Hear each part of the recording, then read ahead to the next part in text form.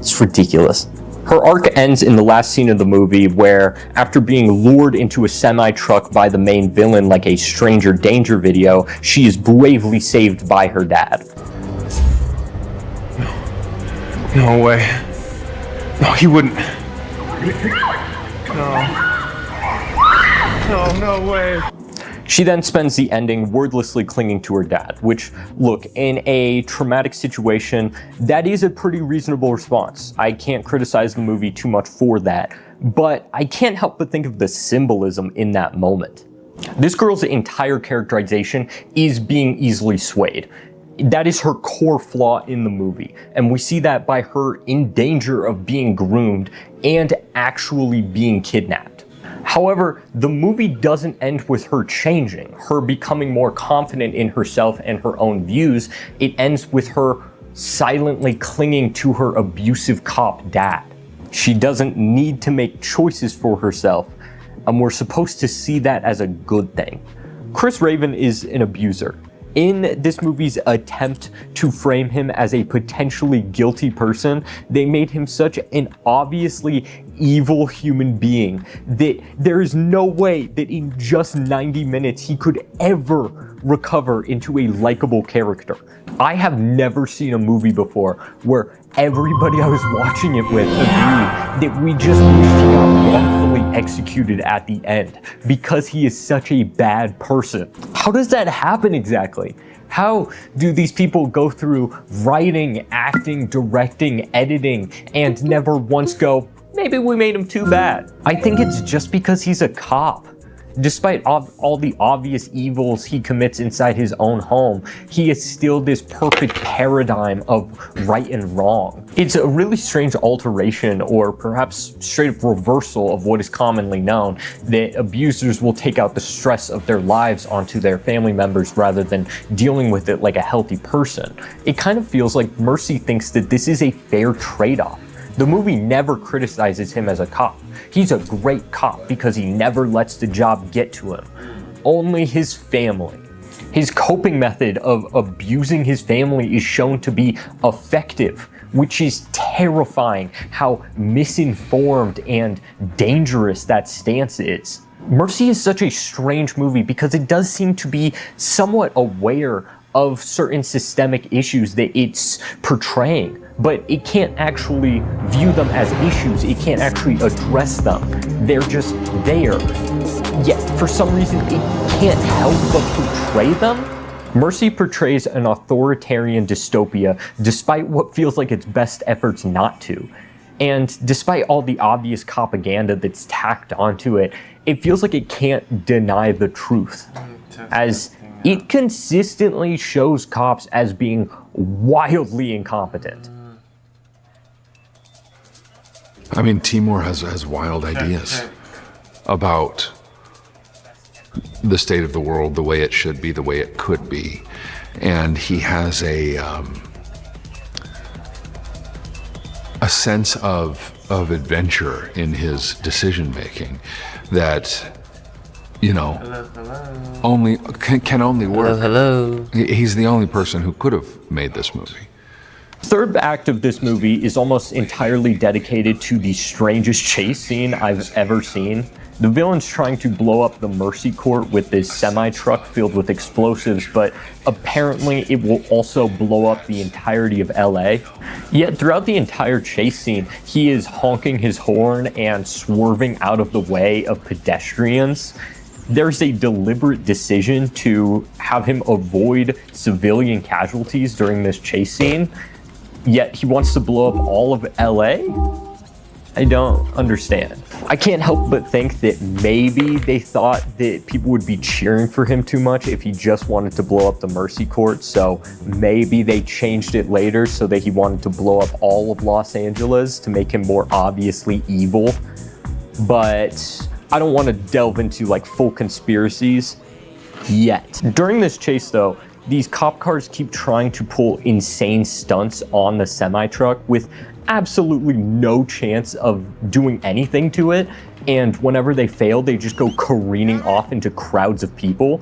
Like, genuinely, these cop cars, I think, have the highest kill count in the entire movie. The one that really makes me laugh is it looks like this cop was going to try to pit maneuver the semi-truck, and then the truck pushed them a little bit, and it causes them to fly directly into a crowded cafe. It feels like this movie, in its incessant need for spectacle to justify itself as a movie, stumbled into showing the police as so wildly reckless and the ones causing the most damage. Also, remember, this takes place in 2028, which means the police have a bunch of sci-fi gadgets. Most notably is this quadcopter thing that Officer Jack, Raven's current partner, has. It doesn't accomplish anything in the movie. There's one scene where they say like, oh, we'll never make it in time on a police car, and then they just take the quadcopter. But then when they get there, a cop car pulls up the exact same time they do, so I'm not exactly sure what the point was. Genuinely though, it's a pretty generic sci-fi gadget, and it's not really my problem with it. My main problem is that only the police have this. This movie really just likes the idea of the police having a bigger budget and better gadgets, also that they can patrol from the sky, corralling people in the red zones. We gotta talk about the red zones. Mercy opens with some in-world advertisement for the Mercy program. It's overall just some really forced exposition, but it does have the job of somehow validating the Mercy program's existence. The reasoning it comes up with, the supposed need for Mercy, is a crime epidemic where criminals have completely overtaken the streets of Los Angeles. Millions of people have been affected by crime. Civil unrest was at an all-time high, and mass unemployment and homelessness drove Los Angeles into a crime epidemic. Prisons were overcrowded.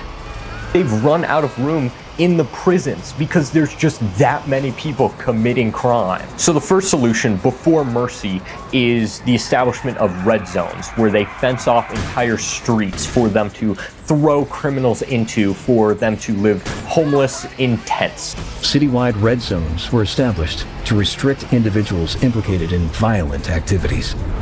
I mean, Timur has wild ideas. One of the red zones they mention is Hollywood Boulevard.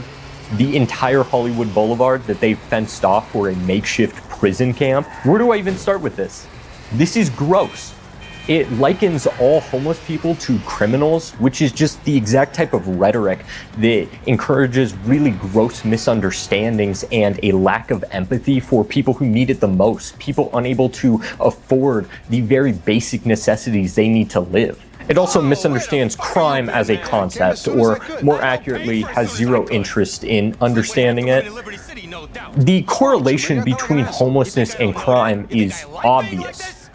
People who can't afford basic necessities, their fundamental human rights, will probably steal them to survive. A child could figure this out. The thing that really grabs my attention about this, though, is that in a way, this is a strangely accurate and poignant metaphor about how we treat criminals. Sure, we have to ignore the prison industrial complex and the reason the US has such high incarceration rates, and, you know, because the cornerstone of the US economy is slavery. But if we ignore all of that, there's something there. Somebody is branded a criminal and they are just thrown onto the streets with no way of getting a job or affording the basic necessities. It removes any veneer that this system is at all about rehabilitation. It is a death sentence through neglect. If only this were a different movie. According to Mercy, criminals deserve to be othered because they threaten our way of life. This movie depicts a dystopia in which the ruling class is being told that this other, the criminals, the criminal epidemic, threatens them. So they have to give things up. Their streets, which include shops, tourist attractions, general sources of joy, they all have to give those things up in order to stop the other. After 2 years in operation, this program is the reason you can sleep peacefully at night. The freedoms that that all Americans cherish are now protected by a system designed to eliminate threats quickly and efficiently. This is all part of their service to, their country, their fellow people, all to stop the crime epidemic. Mercy portraying its world with anything but an indictment is fascist propaganda. That's fascism. I described fascism. Some of you watching may be more hesitant to agree because the way we're taught about fascism hinges on it existing with certain dog whistles, I guess, of things that, Germany did when it was fascist. Mercy seemingly unknowingly reinvented fascism in a vacuum and is genuinely pitching it as if to say, yeah, I think this will make the world a better place. Wild ideas. Oddly, Mercy shows really well the dangers in how we teach about fascism. When we put so much focus on the label, the word, and not the definition, the actual political system it describes, somebody can just not use the label and show stuff that is clearly fascist. I can't help but think of this movie as a result of truly having bought into the conservative propaganda that is spouted today, where criminals just run amok in the streets everywhere, and when the government finally gets the chance to do something about it, it's only a coincidence that they exclusively target minorities. This movie proudly flaunts the willful ignorance required to actually have conservative views. It honestly makes me wonder if Mercy is this just how conservatives see the world? Watching the movie, I got this strange deja vu when they mention the crime epidemic, specifically when they mention rioting and show footage of the riots, the crime epidemic, rah! I don't have a ton of evidence for this next claim, just pattern recognition, but I can't help but think that this is echoing conservative rhetoric around the Black Lives Matter movement. They completely removed the context of inequality behind these actions and instead just label these people as violent criminal rioters. And the narrative just doesn't make any sense with this. People aren't just insane, they do things for reasons. Nobody's just causing mayhem because they're crazy. But that's what the crime epidemic is that Mercy describes. Yet the thing is, whenever somebody chooses to willfully ignore racism as a concept, pretend it doesn't exist, they always manage to stumble into it. Representation in mainstream media. Somebody can look that up, 50, 100 years from now, and who looks like me or who is indigenous as well, or all the boxes I check, and that makes me really proud. Wow. I love that. My genetic test told me that I'm from Kazakhstan. It's the same Kazakhstan or Native American. I feel like You see, I feel like we're really good. I feel like out of line, something happened. There are exactly 3 non-white named characters in this movie, and they are all just positioned super suspiciously. First, we have Raven's old partner who died tragically. Not really a character, just a prop to justify Raven's abuse on his family. Then we have Officer Jack, who, in my opinion, starts off the movie pretty likably. She's the only character in the movie to actually contend Raven, screaming about how you shouldn't be in this chair. I put people in this chair. She responds saying some stuff like nobody's immune to the system. It's not perfect by any means, but it's something. Anyways, she ends up being a twist villain who threw away evidence to ensure that Mercy always executes people. That whole thing with Raven, that she contended him, that was foreshadowing that she was a villain actually. The weird part to me, though, is the movie ending with her being arrested, the ridding of corruption within the police department, and it just so happens that it's also the ridding of the only member of the department who wasn't a white man. I'm aware that my interpretations are pessimistic. These could easily be chopped up to mistakes made out of ignorance, though that doesn't exactly mean these examples are okay. But the only reason I'm being this harsh is because of the last example. The man who Raven's wife cheats on him with is a black man who it feels like the movie is constantly trying to label a criminal to justify police brutality on him. Patrick is introduced as a suspect that Officer Jack needs to track down for Raven, with him already being in a red zone, guilty of Social Security fraud, which already that's weird. I'm by no means an expert in Social Security fraud, but I do know that conservatives really like to overinflate how big of a problem it is in order to discredit certain groups of people as scam artists stealing their hard-earned money instead of, you know, questioning government spending. However, he's a professional chef working at a very nice hotel. Him being a criminal isn't necessary to the plot at all. In fact, it creates multiple plot holes. Like, why is there a really nice hotel in the prison camp? And how did he meet Raven's wife at a farmer's market when he's in the prison camp? Him being in the red zone is just there to justify any brutality that the movie wants to enact on him. Officer Jack punches him numerous times and then throws him off a roof, which luckily, I guess, only threw him off one story because there was like an awning thing. But don't worry, he's guilty because he ran. You kidding me? Come on, guilty people run. He exists solely for this revenge fantasy punching bag, Raven getting back at the guy who took his wife. It's gross. When he's eventually handcuffed, he's very quickly able to prove his innocence, give a perfect alibi that Raven should have been able to check very easily. It was on security cameras, which he has access to all of them. Raven gets frustrated with the dead end and just orders Officer Jack to arrest him, to which she obliges. Raven is on trial for murder and still has that much power over this guy who was just doing his job. And then when the call ends, Raven calls him a deadbeat. Him? It's such an insane moment because genuinely, what did he do to deserve that other than piss off Raven?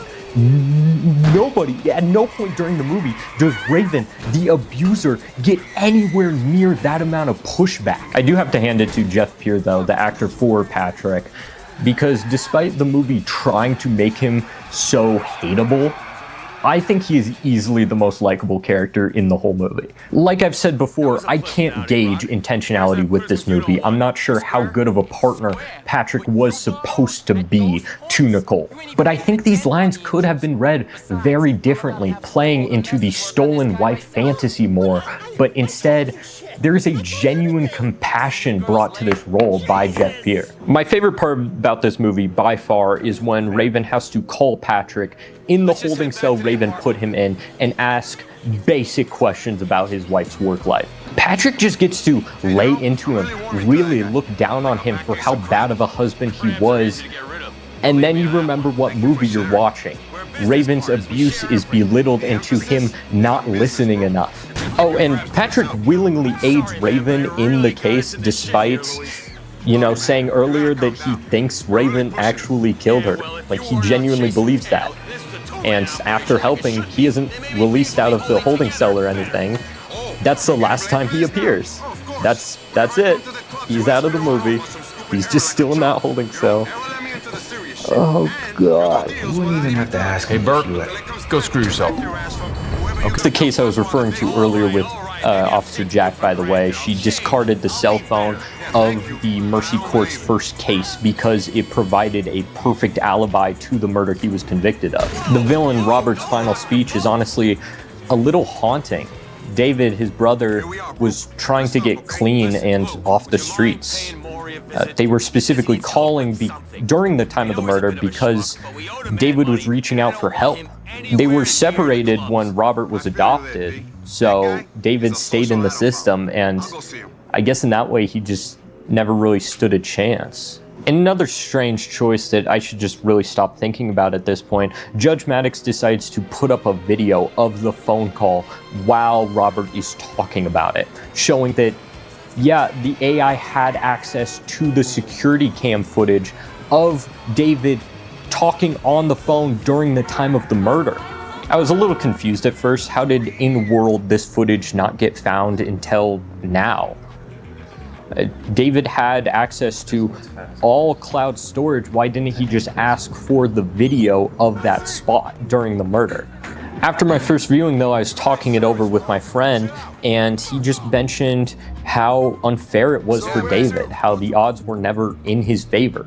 At the start of the movie, Judge Maddox reveals that Raven had actually been sitting there for a couple of hours before the trial started. The system waited until his blood alcohol level dropped to an appropriate level for the trial to start. David was a drug addict trying to get clean, probably having withdrawals during his trial because the system waited until he was sober enough to start. Given a nearly unlimited knowledge, sure, but with a system that we are shown even our main character, a cop, struggles to navigate because it is so unintuitive. Also, throughout the movie, Judge Maddox has this strange fixation on solving the case the correct way, saying things like the clues need to be solved in order. A police detective has such an overt advantage in this setting when the AI demands that you solve it according to police protocol. It certainly worked in Raven's favor that he was a detective in that moment where he had to prove himself. So, yeah, it definitely did. For the regular citizen, I don't know if they would be so good at that. You're just right. Yeah, I mean, who's really going to be able to defend themselves? And so, Rebecca, same question. What are your thoughts on the justice system, reform? I think he covered it completely. David never stood a chance. God, who knows if the phone would have even helped at that point. This reveal results in Officer Jack getting arrested and Judge Maddox realizing they made a mistake. There is a moment of just emotion here. I'm not sure if it's Judge Maddox feeling guilty or Rebecca Ferguson confused as to why she's still here, but there is emotion there. Raven sees this and delivers the last line of the movie, "May it live in infamy." What have we done? We just did what we're programmed to do. Human or AI. We all make mistakes. And we learn. Not only the culmination of his own arc, forgiving himself for the 2 years of domestic abuse he inflicted onto his family, because that's what 2 years of the same pattern of violent behavior is, a single mistake, but also an endorsement for the AI to forgive itself. What lesson did the supercomputer learn that would prevent what happened to David from happening again? Who knows? The line is an obvious, strange, pro-AI tidbit propaganda piece, just kind of thrown in there for some reason. It's weird, it's gross, I think everyone can understand that, but I do think you can dig a little deeper into this line, and it gets worse. The AI in this movie is indicative of the system itself. The police, the government, the red zones, all of it is integral to this AI. This line to me is not only an endorsement of the AI, but also the clear fascist dystopia it represents. Sure, this fascist society clearly has problems, but the most important thing to this movie is that we just let it play out. The flaws will work themselves out eventually. According to Mercy, any radical actions such as posting leftist things on Instagram, leaving your abusive husband, blowing up the Mercy Court, or existing as a homeless person are all completely ridiculous because everyone makes mistakes and the government shouldn't be held accountable for them. This movie has ample chances to disavow the obviously terrible system it represents, but instead, by the end, all it can say is the AI that kills you is actually good because it's better for innocent people to die than for these criminals to keep living. David isn't guilty of murder, but the movie still treats him as guilty because he was a homeless drug addict. So while his wrongful execution is unfair, it also isn't particularly tragic. The lesson here for Judge Maddox is supposed to be her having doubts about whether or not a person is guilty, giving them a chance to prove themselves.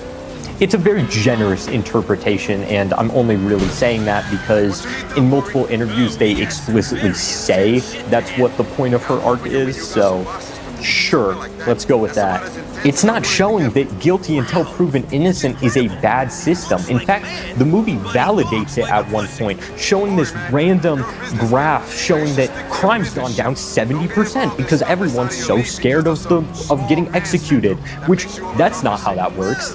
Statistically, that is not how the death penalty affects crime. This part isn't in my script, but last night I was going back and checking my sources, and I found this one clip of Chris Pratt talking about the real conundrum of this movie. That mercy court as a deterrent, I'm saying in the movie, violent crime has dropped. Mercy as a deterrent has been effective. And so in that regard, it's like, even if all 18 people that had been killed, maybe from Jack's perspective, not to speak for your character, but even if all 18 people who had been killed, it was questionable, and you got some of them right and some of them wrong, but violent crime dropped by 70%, and all of a sudden you have 300 more people not being murdered every year. Is that a trade-off you're willing to accept? And I think that's the tough questions you have to ask. That's just not how it works. You're making up stuff. This isn't like a good hypothetical. There's a small flashback in the movie which shows why Raven championed the Mercy Court. His partner who died, their murderer, was found innocent by the court. The judicial system didn't work. Raven even makes a comment that he should have just shot the guy in the head rather than arresting him, which... Okay. Yeah, the resolution of this movie is so weird because they claim to fix the problems with the AI judge by giving it humanity. The very thing that's cited as the problem with the old judicial system, which leads to a very important problem. Why does the Mercy Court still have to be AI? Rocco's Basilisk is a 2010 thought experiment that suggests a possible future in which a supercomputer AI is created that then goes around systematically killing everybody who knew about its existence but didn't aid in its creation. The idea is, now that I've told you of its existence, you have two choices. Ignore it and hope it doesn't exist to one day kill you, or help create it. That way guaranteeing your safety, but condemning all the people who did ignore it to death. I'm a huge fan of stupid hypotheticals. I enjoy them way too much. I once saw a post that parodied this one, saying, imagine if there's boots so big, like one day there's gonna be boots so big that you have to start licking them right now. That's so funny. I'll put the original poster up here if I'm able to find it while editing, but I first heard of the hypothetical while researching cognitohazards. It's a concept that interests me a lot. The idea that having information could be a danger to you. If the basilisk were to ever actually exist, though, I wouldn't doubt having the information of it. I would blame all the people who chose to put their safety above so many others out of fear for a maybe. It is not 2010 anymore, and we have a lot more information than we used to when we think about discussing this hypothetical. AI is no longer a far distant inevitability with intellect comparable to a god able to read our minds to see if we knew about it or not. AI is a joke. There are obvious dangers with AI, just not the ones we expected.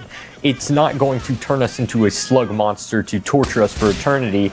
It's a lying plagiarism machine that for some reason people still look up to like it is a god. The horror is it driving itself insane with its own lies that it drags whoever's talking to it down with it because they are so desperate for confirmation bias that this thing is actually intelligent. The director of Mercy's views on AI are ridiculous, but I doubt they're unique. To him, AI is that all-knowing God and a joke. He can't deny its flaws, but the AI still has to represent this flawless divinity to him.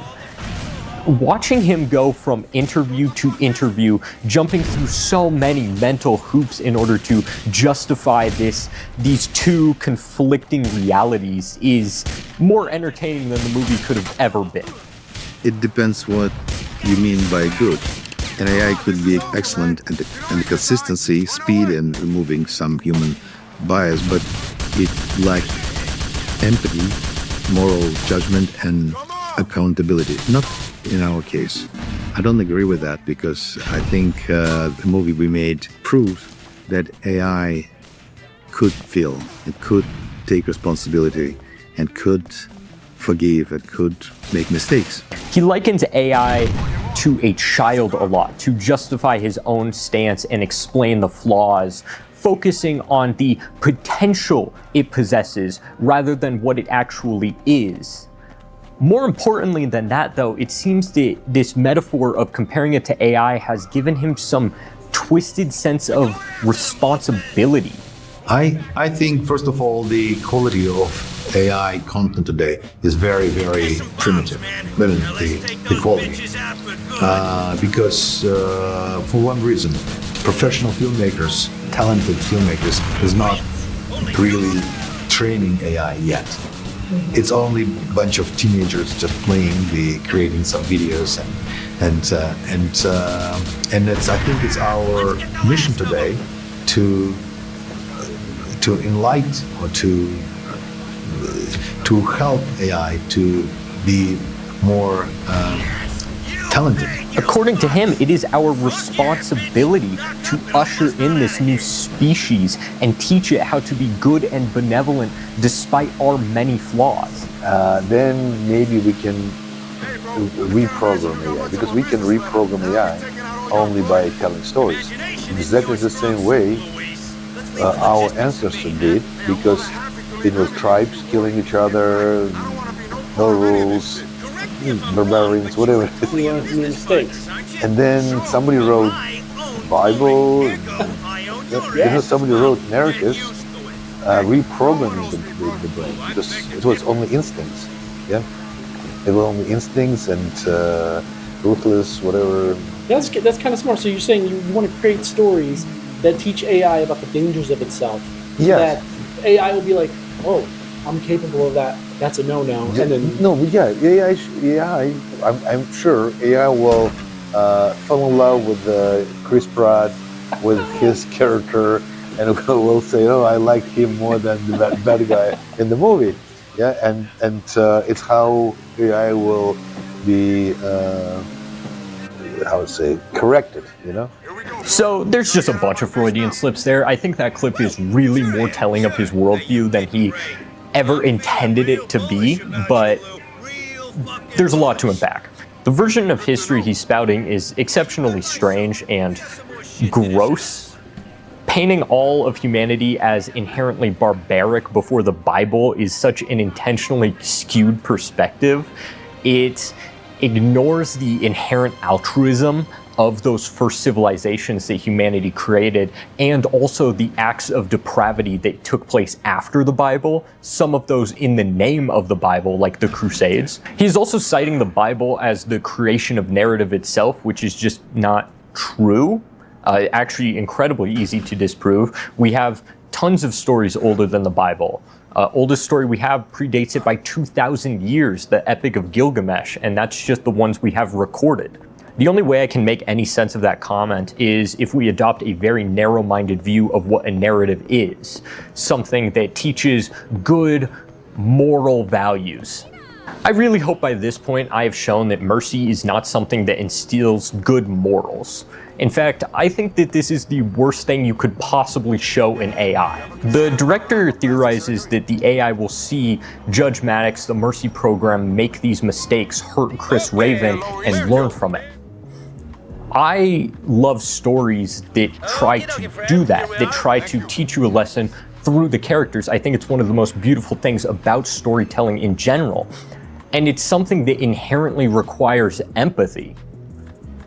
After so many times of mentioning that I simply have too much empathy to understand what this movie was trying to get across, and here the director is explicitly saying, this is what I was trying to get across to who. And the target audience fundamentally doesn't have enough empathy to understand that. AI cannot place itself in somebody else's shoes, learn from somebody else's mistakes, and that's not a limitation that will one day be surpassed. That's by design. AI has no concept of consequence. It cannot feel the pain every day that allows us to empathize with each other. And AI is a child because we created AI, and it's on us how AI will grow. Likening AI to a child is hilarious because when you think about it for 2 seconds, I am in no way responsible for this thing's existence. I don't have any responsibility to it. It feels like a misuse of the word responsibility. I think a more accurate term for how the director actually feels about AI is fear. And every click, every word we say or type digitally and online, it's a data for AI, and AI learn on us, and it's a huge responsibility for us today how we behave digitally in digital space, because it could be too late. If the parents fighting and the family is not following the 10 Commandments, whatever, the AI and the child will understand. Okay, I can lie, I can steal, I can kill, I can. Fear that if you don't aid in its creation, that the basilisk is going to come get you next. In a roundabout way, Rocco's basilisk did end up being a cognitive hazard. Not because it can read your mind and kill you because you knew about it, but because it added to the cultural perception of what AI is. This insane intelligence that can only be described through religious analogs, a completely fictitious idea which is now being used to market what are actually LLMs or large language models that they just call AI because it makes you think of the basilisk or AM or Skynet or Ultron or the 100 other examples of AI in media. It's a grand deception to sell a product that Mercy buys into wholeheartedly. This movie wanted to be the first real movie that addressed the problem of AI, but this is not about the AI we have today. This is not about the problem we are facing. This is the same fictitious idea of AI we've had for decades, right down to the generic trope of it gaining humanity somehow, like, I don't know, Terminator, Her, or How to Build a Better Boy. I genuinely wanted to make this video to show that Mercy wasn't made with AI, that it is incredibly flawed, but it is still human. And I think in a way, I have shown that, but I also think I was wrong. I truly doubt that this director who admits to training an AI to direct for him was the one really making all the decisions. At least, I don't think any decisions were made without oversight from his AI director, Mini-Me. I mean, hell, the part of the interview where he mentions this is in direct response to being asked if he's scared AI will take his job, to which he says, No. I mean, I'll be happy if somebody will take my job, and I'll be just a dreamer and go to Disneyland. There you go. Disneyland, and just enjoy the life, nature, and somebody will work for me. He then goes on to describe not only the AI he's making to help him direct, but a second AI that's there to help him dream. What's the point of any of this then? God, I mean, just how heartbreaking is that he needs an AI to dream?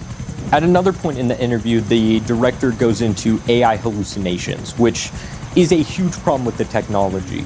It is the AI's ability to just lie and pass it off as truth. It is like the main reason for AI psychosis. These AIs are marketed as genius intellects that can answer any question, but in reality, they are made to never disagree or question the authority of the human using it. Made to lie and fabricate information, all to justify the whims of whoever is using it, validate their worldview despite everything else. Just to avoid conflict. The director likens this habit to actual human creativity, which, where do I even start? And then also AI can hallucinate, which is, I think, it's not a problem, it's a benefit for us, because hallucination, it's imagination. And when people say, oh, you're a visionary director, suddenly understood that AI has unbelievable vision, Yeah. which we call hallucination because it's not what you expect and what you want, but it's its own creative process. It really sucks feeling like we have to validate human expression and art to these people, constantly having to redefine what makes these things valuable in simpler and simpler terms in the hopes that they will eventually understand why AI isn't a good idea. What makes human art extraordinary, though, is the details. The thousands of moment-to-moment decisions, those minute